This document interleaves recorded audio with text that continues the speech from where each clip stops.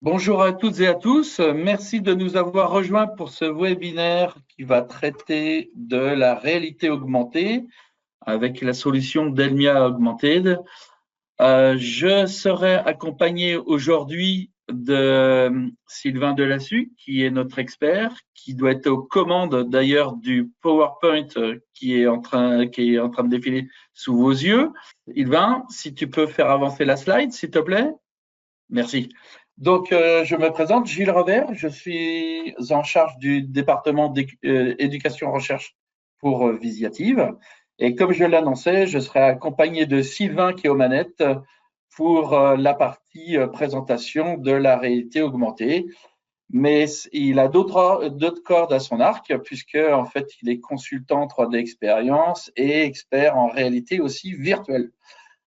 Avant de commencer cette présentation, je souhaitais faire un rapide retour sur qui est Visiative, parce que vous nous connaissez pour beaucoup d'entre vous quand je vois en fait les gens inscrits au travers de la solution SolidWorks que nous vous fournissons. Il faut savoir que Visiative aujourd'hui existe depuis plus de 38 ans maintenant, puisque en fait nous avons commencé notre métier auprès de l'industrie en les accompagnant dans la migration de la 2D vers la 3D. Puis nous avons en fait enrichi notre offre avec des solutions de gestion de données, automatisation de processus, jusqu'à maintenant faire de la cybersécurité pour ces mêmes industriels qui nous ont fait confiance. Et nous sommes éditeurs de nos propres solutions pour des plateformes en fait de partage, de collaboration, et dans le but en fait de faire la transformation numérique de nos clients. Alors en chiffres, Visiative, c'est aujourd'hui en fait plus de 1500 collaborateurs et avec plus de 25 000 clients dans le monde industriel. Il faut savoir que plus d'une PMI sur deux en France est équipée par nos soins et équipée par nos soins sur différents sujets que je viens de vous citer. Et aujourd'hui, nous sommes présents en fait dans plus de 15 pays, alors en Europe, aux États-Unis et en fait au nord de l'Afrique. Plus précisément sur les offres en fait sur lesquelles vous nous faites confiance au quotidien, on a pris le pari il y a plus de 25 ans maintenant d'adresser le monde de l'éducation avec les mêmes solutions qui étaient utilisés dans le monde de l'industrie afin d'améliorer l'employabilité de vos étudiants. Et c'est pour ça qu'aujourd'hui, en fait, nous adressons dès le plus jeune âge le primaire, le secondaire avec les troisièmes techno, l'enseignement en fait secondaire, je le disais aussi avec bien sûr les lycées, mais aussi l'enseignement supérieur, le monde de la recherche et puis le monde du maker, bien entendu, et tout ce qui est start-up, entrepreneur, pour ensuite grandir dans le monde en fait le monde industriel. Aujourd'hui, en termes de chiffres, c'est plus de 6000 établissements qui nous font confiance, comme je le disais, dans les collèges, dans les lycées, c'est plus de 96% des lycées technologiques aujourd'hui qui sont équipés par nos soins, avec le cheval de Troie qui est SolidWorks, mais pas seulement. Vous avez connu aussi Katia, Katia V5, qui se transforme en Katia 3D Experience. Et vous allez entendre de plus en plus parler de la 3D Experience qui devient en fait le référentiel dans l'industrie puisque les grands donneurs d'ordre s'en sont équipés et l'utilisent. Et aujourd'hui, en fait, ça redescend bien sûr sur leurs fournisseurs, leurs sous-traitants et bien sûr tout le monde industriel, qui fait que eh bien, ces mêmes industriels sont à la recherche de talents, en fait, de jeunes talents sur l'utilisation de la 3D expérience. Alors, nous sommes en capacité à vous accompagner sur bien d'autres sujets qu'on a résumé aussi ici, sur de la simulation, sur du jumeau numérique, bien sûr, sur de la fabrication additive, sur des scanners. Et on va s'intéresser plus particulièrement aujourd'hui à Delmia Augmented, anciennement Diota, dont vous avez peut-être entendu parler. Et là, je laisse la main à Sylvain qui en fait va vous présenter la réalité augmentée. Sylvain, c'est à toi. Ton micro est branché. Ok, super. Merci Gilles. Alors, donc je vais effectivement au cours de cette présentation vous donner quelques éléments de contexte, hein, pour comprendre un peu d'où vient la réalité augmentée, comment ça fonctionne, pourquoi est-ce que effectivement nous, on s'est adossé à la solution de Dassault et pas à une autre solution. Donc on verra les avantages de cette solution. Et puis, je vous montrerai des cas d'emploi et une petite démo en live pour vous montrer comment ça fonctionne. Alors, donc on parle de la solution Delmia Augmented Experience. Juste un petit test rapide. Si on devait se poser la question de se dire la réalité virtuelle, la réalité augmentée, ces deux sujets ont un peu une histoire, hein, commune au départ. Et quand on se pose la question de savoir quand est-ce que ça a commencé, souvent les gens disent bon, dans les années 90, par là. En fait, non, ça a commencé beaucoup plus tôt que ça, puisque la première virtualisation, c'était dans les années 60, fin des années 50, début des années 60. Alors, ensuite, ça s'est développé avec des visiocasques. Alors, je vais les passer assez rapidement, puisque l'objectif, c'est pas non plus de faire toute une page sur l'histoire, mais il y a eu quand même une évolution avec une miniaturisation et puis des changements très importants, notamment en 2014 avec le rachat par Facebook des solutions Oculus. En 2015, la sortie des HoloLens, des premières lunettes de réalité augmentée qui ont révolutionné lorsqu'ils sont arrivés sur le marché l'industrie. Puis ensuite, les objets, enfin les lunettes ou les appareils ont continué à se développer et on a trouvé en 2019 puis en 2024 effectivement une continuité dans le développement des casques, par exemple, pour aller vers des solutions qui sont des solutions mixtes. Concernant la réalité virtuelle ou la réalité augmentée, pourquoi ce sont des tendances, pourquoi est-ce qu'on s'attache vraiment à pousser ces solutions? Parce qu'en fait, il y a des études qui ont été faites. La plus récente est une étude de 2025 qui concerne en fait les 10 tendances technologiques. Donc c'est une étude qui a été faite par Gartner. Et je vous passe tous les détails, mais ce qui a été mis en avant, c'est ce qu'on appelle l'informatique spatiale. En gros, c'est faire la synergie entre l'homme et la machine. Et l'informatique spatiale, c'est ni plus ni moins que avoir des éléments digitalisés, des éléments en 3D qu'on vient afficher dans l'espace. Donc, soit avec de la réalité augmentée, soit avec de la réalité virtuelle.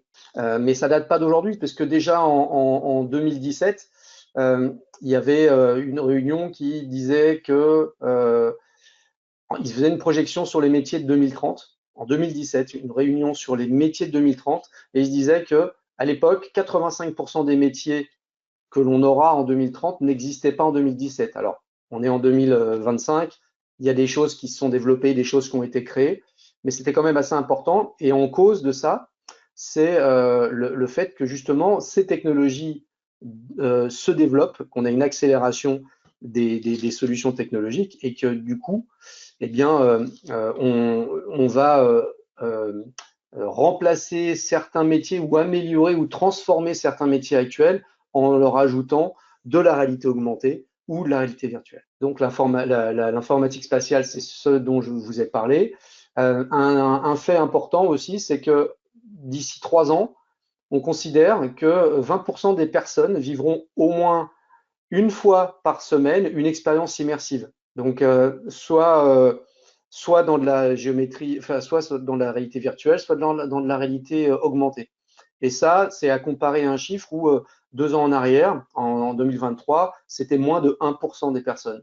Donc, c'est vraiment une grosse démocratisation de tout ça. Et enfin, un autre fait qu'on ne peut pas ignorer, c'est que le développement des différents écosystèmes, l'amélioration de la 5G et ainsi de suite, donc le fait de faciliter la communication entre les appareils, ça fait qu'on va avoir une augmentation du marché de tous les écosystèmes grâce à tous les écosystèmes qui sont en place.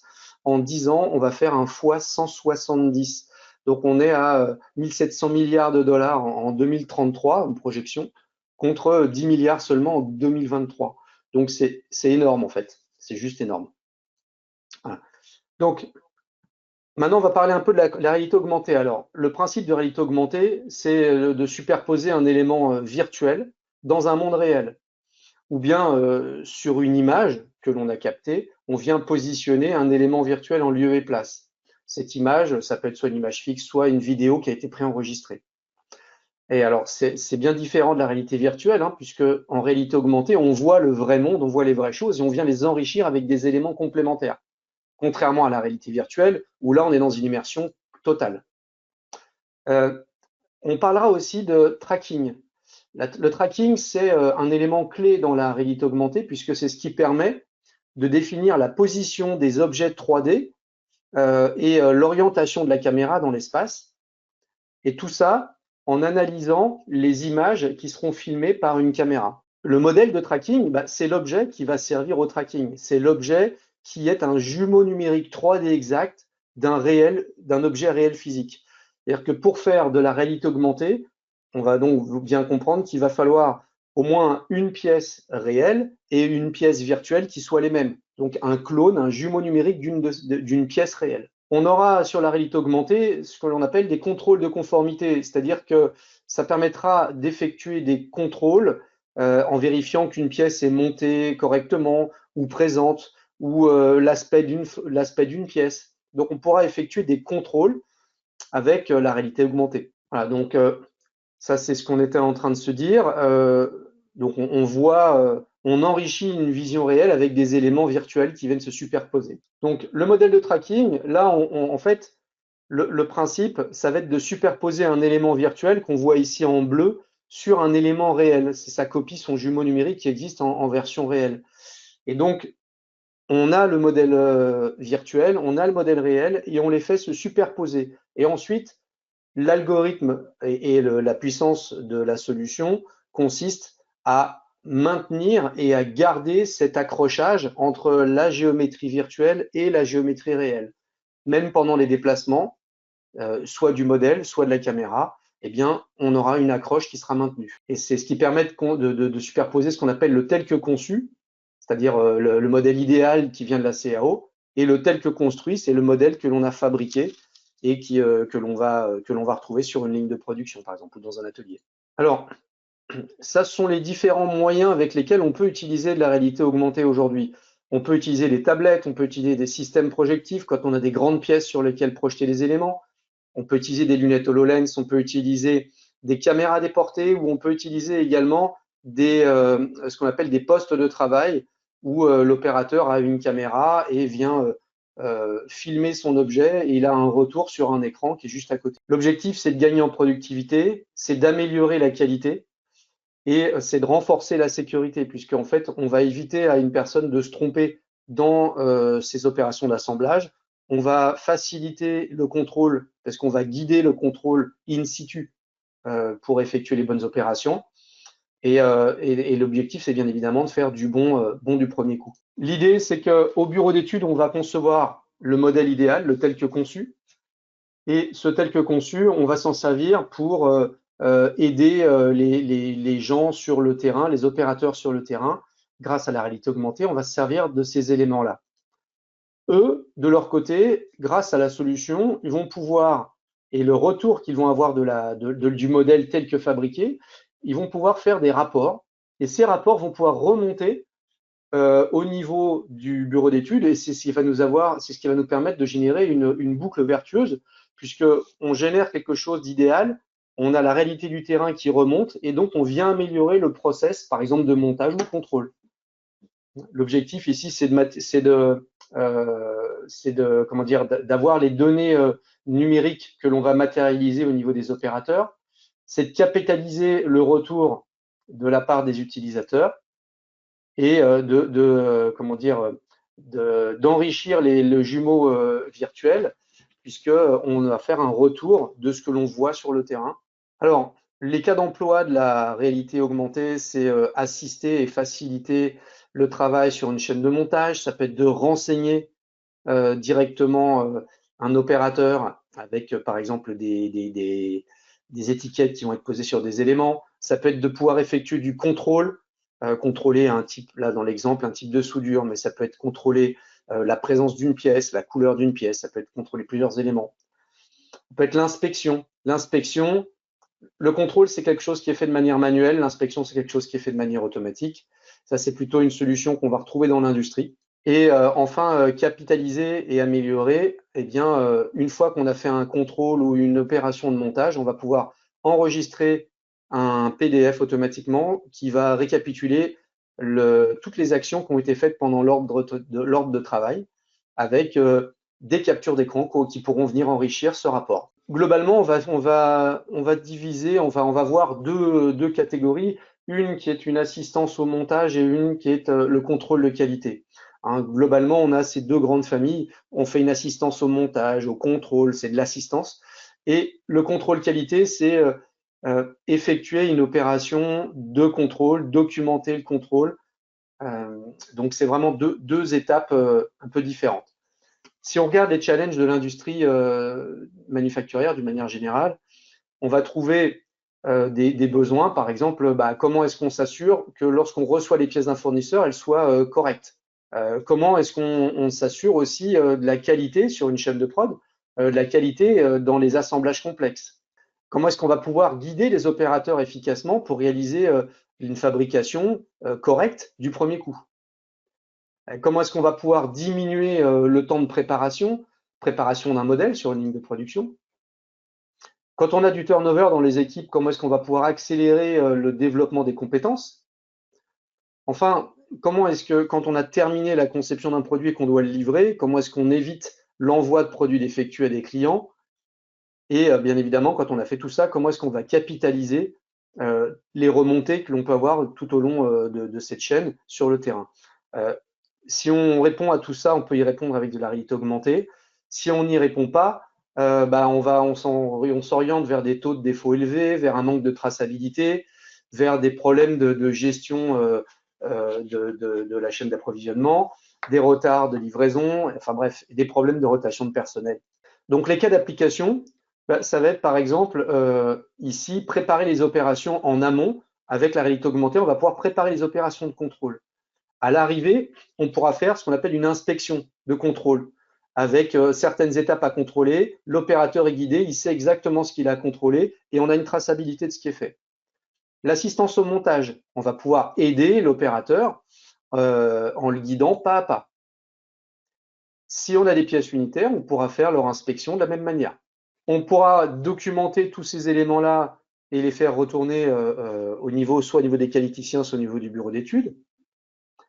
On a également la possibilité de faire de l'inspection automatisée, du contrôle qualité et un cas d'emploi très intéressant aussi, c'est de faire des opérations de peinture ou de masquage de zones de peinture assistées par de la réalité augmentée. Bon, ça sont quelques chiffres qui mettent en avant l'intérêt d'utiliser la réalité augmentée. Je ne vais pas tous les détailler, mais globalement, ce sont des chiffres assez élevés, notamment sur l'amélioration de la qualité.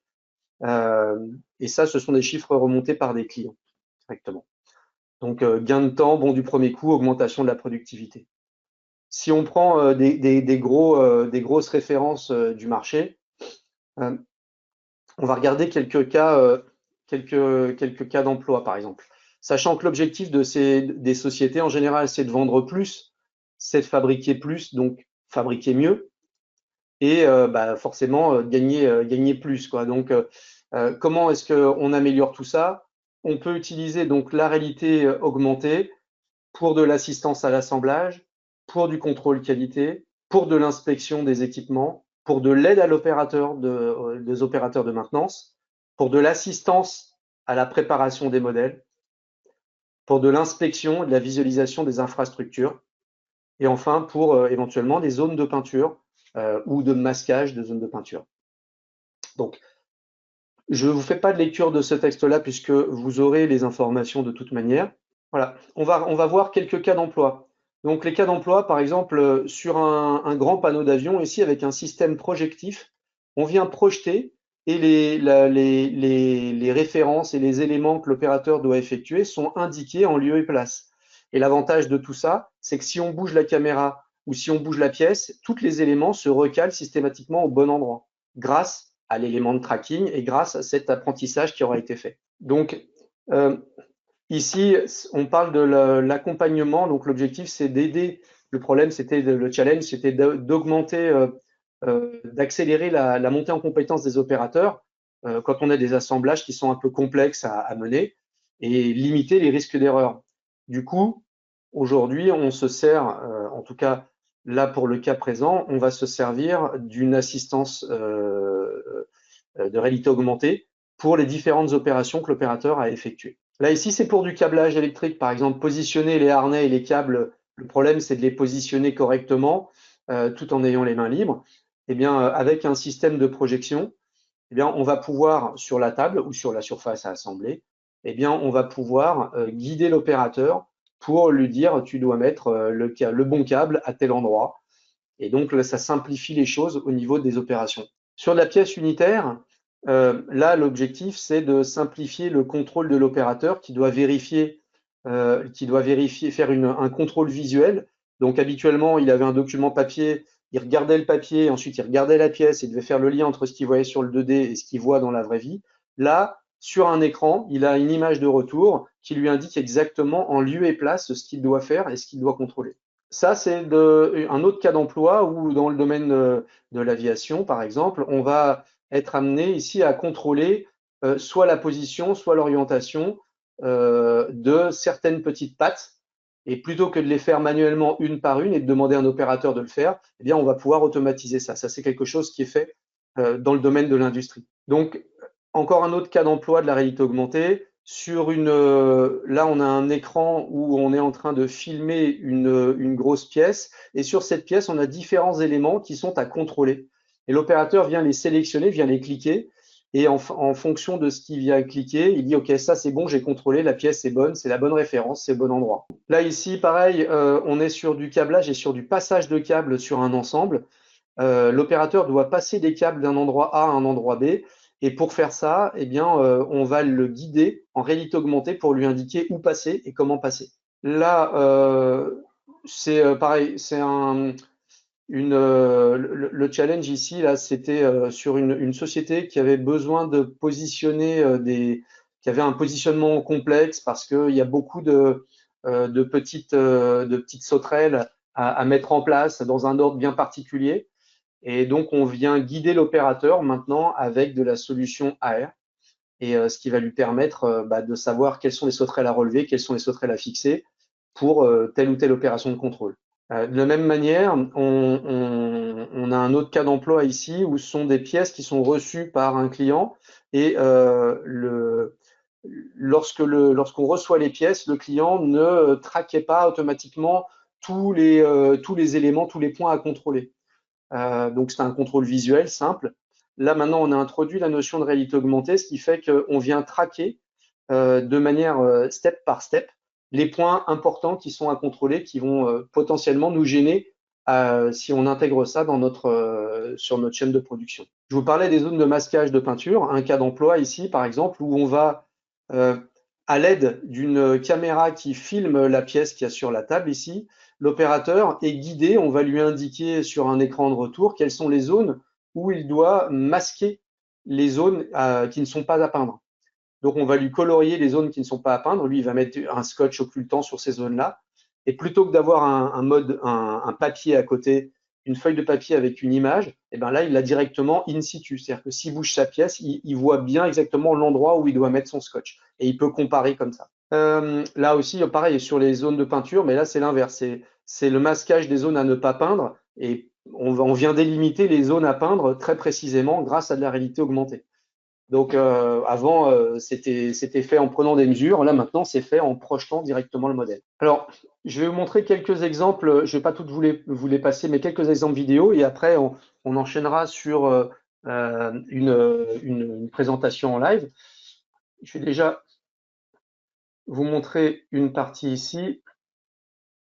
Donc, ça, c'est un cas d'emploi.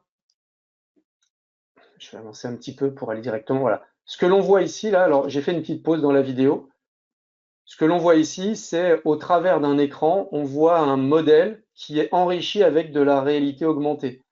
Et l'opérateur vient cliquer et donne un statut valide pour les éléments qui sont présents, par exemple.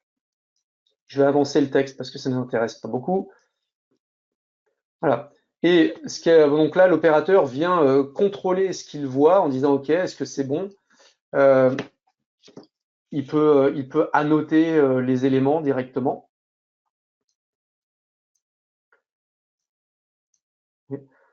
Et donc là, hop, on vient se déplacer autour du modèle et on va pouvoir capturer aussi ces éléments-là pour enrichir un rapport de contrôle qu'on pourra fournir à la fin, dans lequel on aura des images de la vraie pièce et des éléments qui sont rajoutés en disant bah voilà ce qui manque. Voilà. Là, l'opérateur va pouvoir faire par exemple un rapport qui va venir enrichir le PDF qu'on pourra sortir en fin de contrôle. Donc ça, c'est un petit exemple.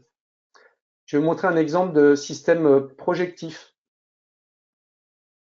Système projectif, donc on a une tablette qui est fixée sur une tablette qui est fixée sur un projecteur. La tablette a une caméra qui capte de l'information et le projecteur vient projeter cette information en lieu et place au bon endroit. Et donc là, on voit l'opérateur qui est guidé. Donc là, vous voyez le vidéoprojecteur et en dessous, du coup, la caméra de la tablette. Voilà. Et on voit que quand on bouge la caméra, tout se recale systématiquement au bon endroit. C'est ça la grosse force du système, c'est qu'à partir du moment où le système reconnaît le modèle de tracking, eh bien, on va pouvoir tout simplement bouger soit la pièce, vous voyez, là, ça bouge, hop, et tous les éléments viennent se recaler automatiquement. Voilà, donc ça, c'est un exemple ici. Vous voyez, quand on vient bouger la caméra, tout vient se recaler systématiquement. Si on bouge l'ensemble, les annotations suivent. Hein, quand on bouge le modèle, eh bien, tout le système suit. Je vais vous montrer le contrôle sur table dont on parlait tout à l'heure. Donc là, ici, on a une caméra qui vient filmer un modèle qui est ici. Et là, donc l'opérateur a les points de contrôle qu'il doit effectuer. Et donc, bah, quand il déplace, ici, on voit que tout est accroché de l'autre côté. Donc, ça lui permet d'avoir les mains libres, d'avoir un élément de contrôle. Et quand il a terminé le contrôle qu'il a à faire, eh bien, il va simplement valider sur son écran les différentes tâches qu'il a faites. Donc, ça, voilà. Et puis, je vais juste ici vous montrer une partie qui concerne le fameux tracking. Alors là, ce qu'on voit là, l'écran il est divisé en deux. À gauche, on a la superposition du modèle virtuel. À droite, on a l'acquisition vidéo, c'est-à-dire ce qu'on est en train de filmer dans la caméra, c'est-à-dire le modèle. Et donc, on voit là où il y a tous les petits traits blancs, ici, là, c'est le modèle virtuel qui vient s'accrocher sur le modèle qui est de l'autre côté. Et quand on bouge, même si on bouge, voilà, si on se déplace, vous voyez, et si on déplace rapidement, eh bien, même si, voilà, quand on, hop, ça vient se raccrocher automatiquement. Tac. Et ça vient systématiquement se raccrocher. Donc voilà, donc là on est sur une partie qui est donc le player. Et ce qu'on va faire, c'est que je vais vous montrer, voilà, ça c'est mon modèle virtuel. Et là, j'ai mon modèle réel, ici. Et en fait, ce qu'on peut voir ici déjà, c'est que les traits blancs, là, vous voyez la croche, là, j'ai rien fait de particulier. Hop, j'enlève le modèle, je vais reposer mon modèle et automatiquement, ça vient se raccrocher dessus. Donc, ce que je vous propose de faire, c'est de vous montrer un exemple d'étape d'assemblage. Donc, le modèle, on le voit ici. Hein, je vous le montre simplement comme ça pour que vous voyez. Ça, c'est ce qu'on voit ça, c'est le modèle réel. Et ce que je vois si je déplace ici, c'est la superposition avec le modèle virtuel. D'accord? Donc, voilà, je vais cacher ça. OK. Et là, première étape, ici, on me demande de monter cet élément-là. Donc moi, je vais aller regarder, je vais aller prendre l'élément ici qui correspond et je vais aller le monter là où ça m'est demandé. Donc, je vais aller monter ça ici. Voilà, je vais à peine le visser pour ne pas perdre trop de temps ici.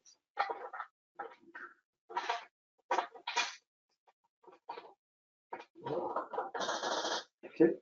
Donc, moi, je visse mon modèle. Et dans les étapes, on va me demander ici de vérifier si cette petite, là je vais le grossir ici, là, voilà, si cette petite vis ici est bien serrée. Alors moi je ne l'ai pas serré, hein, j'ai juste mis comme ça rapidement, mais je considère que hop, je l'ai serré, donc je vais lui mettre un statut comme quoi c'est bien serré. Si jamais il y avait un problème, par exemple sur celle-ci, je pourrais très bien dire non, c'est pas conforme, parce que il y a un problème, on peut pas le serrer, par exemple. Donc ça, une fois que j'ai terminé ça, je considère que j'ai terminé mon étape et je valide mon étape ici, je la coche en vert. Je vais passer sur une seconde étape. Bon là, on va me demander d'assembler une autre pièce. Donc là, je vais aller prendre un autre élément et je vais aller fixer directement ici.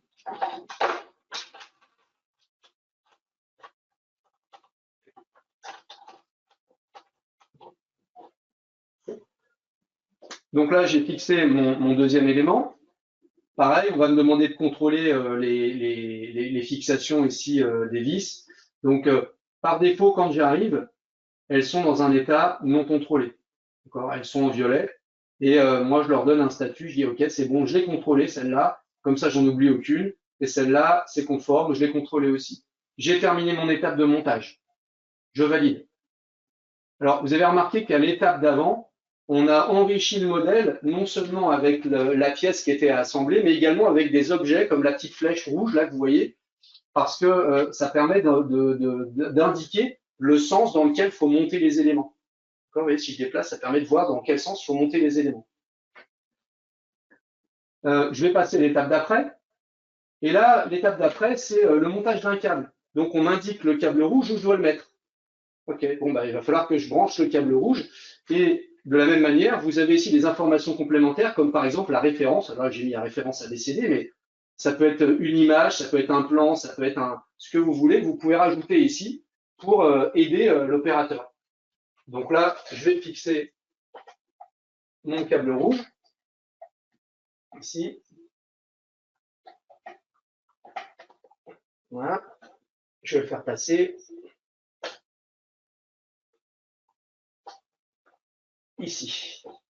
Voilà. OK. Donc mon câble rouge est monté. Je vais valider cette étape. Et je vais passer à l'étape d'après. Donc, sans surprise, l'étape d'après, c'est de monter le fil vert. Donc, je vais monter mon fil vert de la même manière. Et vous doutez bien que l'étape d'après, ça va être de monter le fil bleu. Donc, je vais monter les 3 fils tout de suite pour vous, pour gagner un petit peu de temps, pour vous laisser un peu plus de place après pour les questions éventuelles. Voilà. OK. Et donc, là, j'étais sur le montage du câble vert.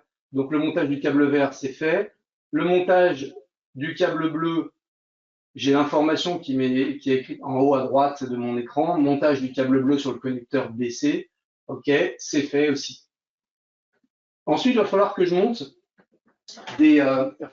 une autre pièce. Et là, on a ici des informations concernant les vis à utiliser, concernant la pièce à utiliser et concernant les vis. Donc là, on voit qu'on a 3 références de vis qui sont, enfin, on a 2 références de vis différentes, 3 vis similaires et une plus courte ici. Donc là, ça indique bien à l'opérateur quelles sont les vis et comment il faut les positionner. Donc pour gagner un petit peu de temps, je vais juste mettre 2 vis ici pour la présentation aussi. Je vais juste mettre 2 vis, hein, je ne vais pas mettre les écrous et autres. Et quand j'ai terminé de faire ma fixation ici, que je me suis bien assuré au niveau de ma vis, là, que j'avais bien mis une vis plus courte, là. Cette vis-là est bien plus courte que celle-ci.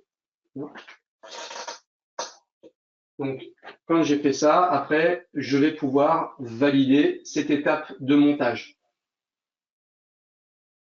Après, ce que je veux vous montrer, c'est quelque chose qui s'applique au monde de l'industrie.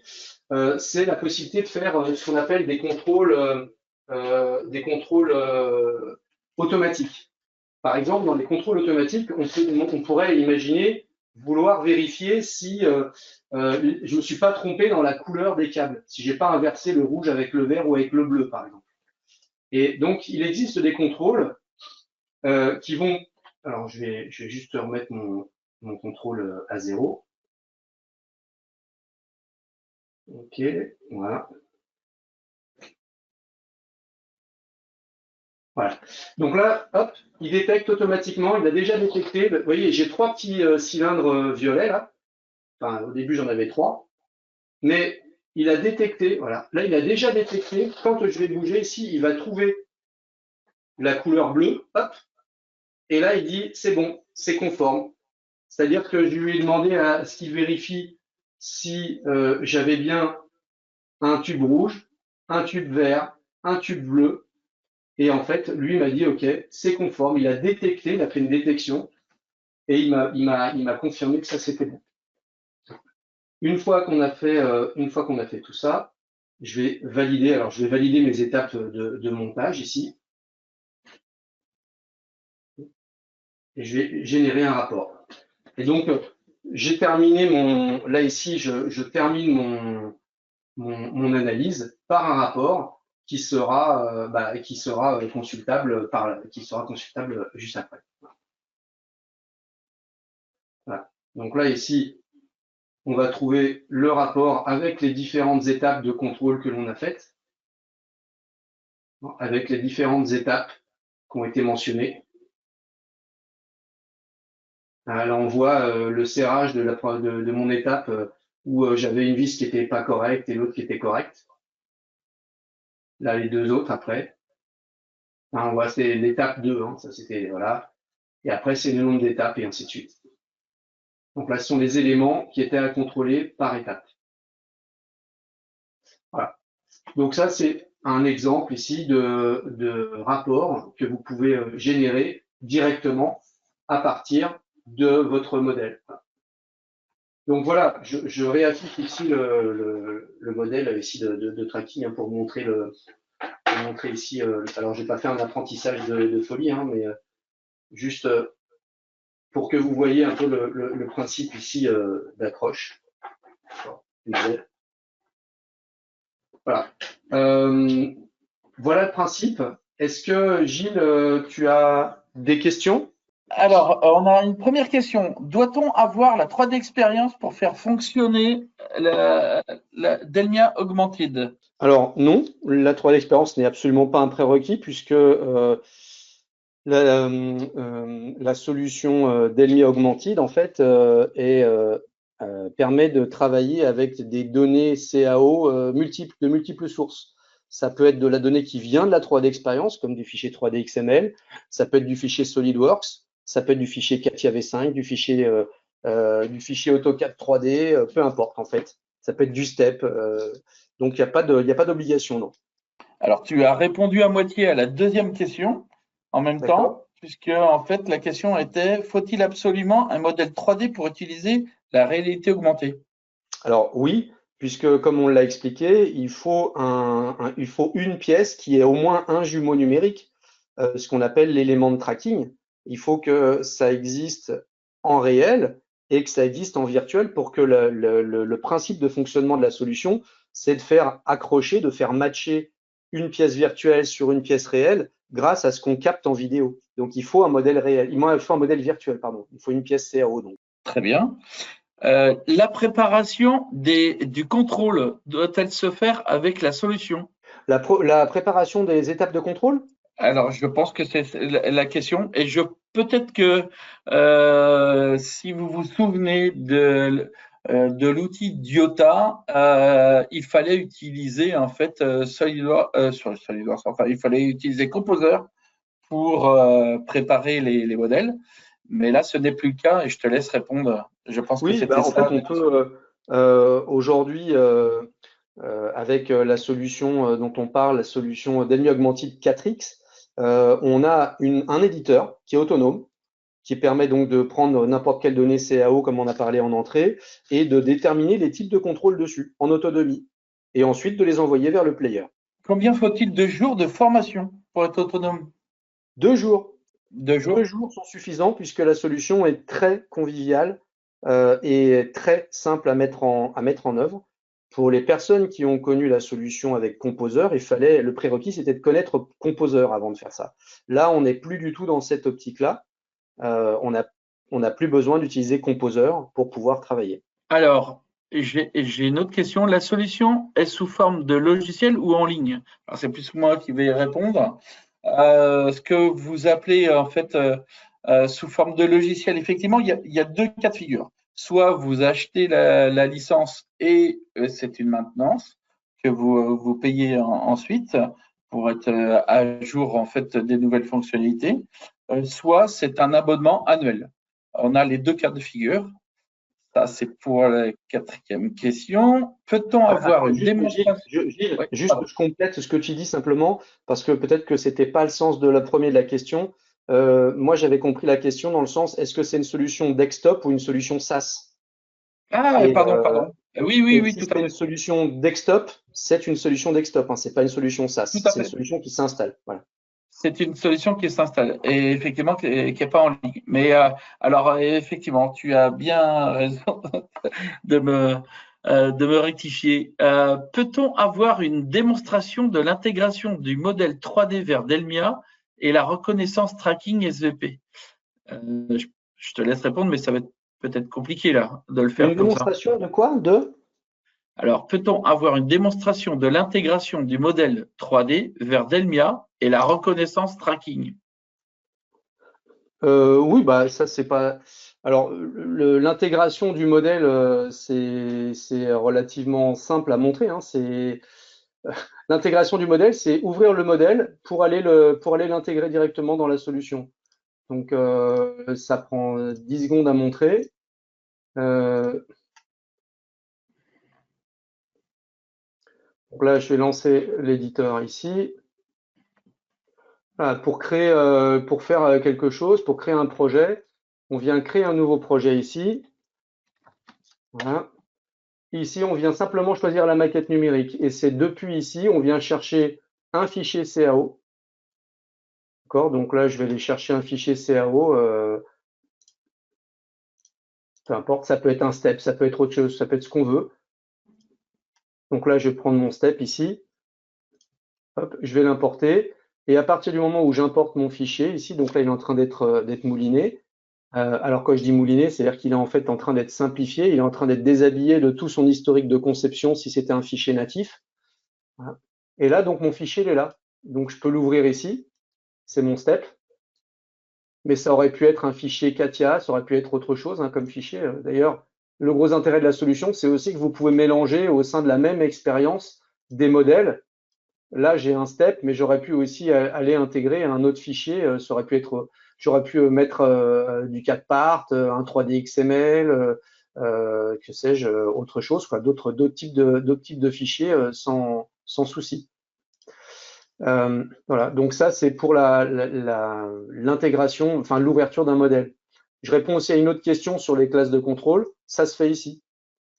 Ça se fait ici. On crée une classe de contrôle et on dit qu'est-ce qu'on veut contrôler. Ah, voilà, moi je veux contrôler un truc qui s'appellera vissage, par exemple. Vissage. Et je dis bah c'est pas contrôlé, c'est conforme, c'est non conforme, c'est tout. C'est aussi simple que ça à faire. Et maintenant, si on veut voir l'apprentissage, bah, si tu peux me rebasculer sur l'autre poste, Gilles, 2 Oui, secondes.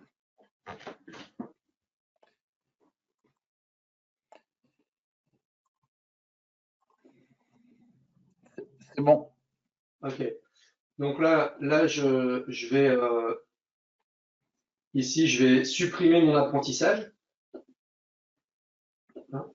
Donc là, j'ai pris l'apprentissage. Et donc le principe, ça va être tout simplement pour moi de positionner. Là, je suis avec les doigts, c'est un écran tactile que j'ai. Si ça avait été un écran avec une souris, j'aurais pu le déplacer à la souris, mais là, je vais déplacer le modèle grosso modo. Je vais le déplacer pour le faire matcher à la fois en orientation et à la fois en taille avec le modèle qu'il y a derrière. D'accord? Donc là, je vais me positionner à peu près. Je peux pas être exactement bien positionné. Je vais me positionner à peu près. Voilà. Et une fois que je suis à peu près positionné, je vais lâcher ça et je vais lui demander tout en bas d'essayer de commencer à s'accrocher sur la géométrie. Et si je suis pas bien positionné, je vais me recaler. Là, je vais me recaler ici, par exemple, et je vais lui demander maintenant de s'accrocher, d'essayer de s'accrocher. Après, je fais mon apprentissage. Comme ça, mon apprentissage va être fait au fur et à mesure en allant chercher mon modèle. Voilà.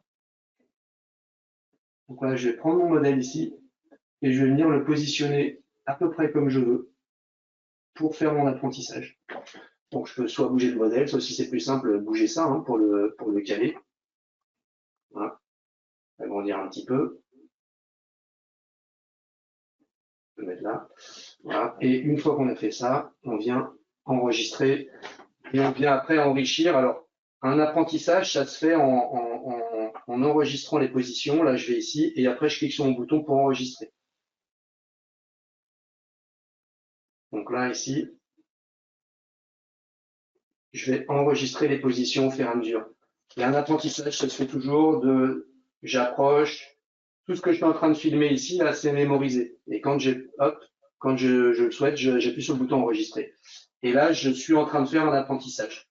Là, mon apprentissage, normalement, ça se fait, c'est un petit peu plus long que ça à faire, mais là, en quelques secondes, je vous montre un apprentissage et vous voyez déjà que j'arrive à accrocher le modèle plutôt pas mal. Alors que j'ai pas fait un apprentissage vraiment très poussé.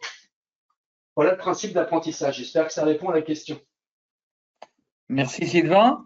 Et enfin, une dernière question. Bonjour. Si le système n'est pas modélisé, existe-t-il une possibilité de scanner le système, par exemple, avec une tablette? Alors, on est en train de se dire, je ne sais pas si la question c'est lié à la question tout à l'heure, est-ce qu'il faut un modèle 3D au départ? Si on n'a pas le modèle 3D, on peut utiliser un système de scan pour modéliser la pièce. C'est possible de modéliser. Après, c'est juste le fichier de sortie qu'on va sortir qui devra être compatible avec les fichiers d'entrée de notre éditeur, c'est tout. Donc oui, on peut.